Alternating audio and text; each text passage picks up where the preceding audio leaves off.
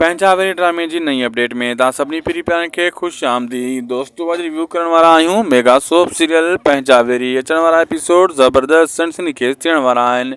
इन्हनि में हाणे जाबर खां तफ़्तीश कंदो केरु?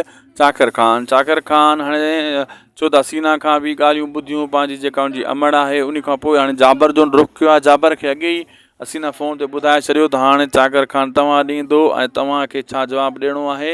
अगर मूं ते का हाल आहे तो मां तव्हांजो नालो ॿुधाए छॾींदुसि, क्लियर करे जाकर खान खां मराए छॾींदुसि। यानी हाणे जाबर वारनि खे कहाणी घड़े करे ॿुधाइणी आहे चाकर खान खे मुतमइन करण जे लाइ।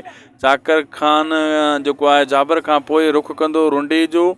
ठीकु आहे दोस्तों, रुंडे खां पोइ जेको आहे वरी सां वले मोटी वेंदो ऐं अहिड़े हिसाब सां अचण वारे एपिसोडनि में इहे सीन तव्हांखे ॾिसण वटां मिलंदा ऐं बैकग्राउंड जा सीन बि लगातार तव्हांखे ॾिसण वटां मिलंदा। हिन किस्त में बि तव्हां ॾिठो त पोइ किस्त में बि तव्हां ॾिठो बैकग्राउंड यानी कीअं थियो कीअं न थियो, इहे सॼा सीन ॾेखारिया विया। सावल सां जाबर वारनि कीअं विढ़िया, मतिलबु खोड़ सारो गंद ॾेखारियो वियो।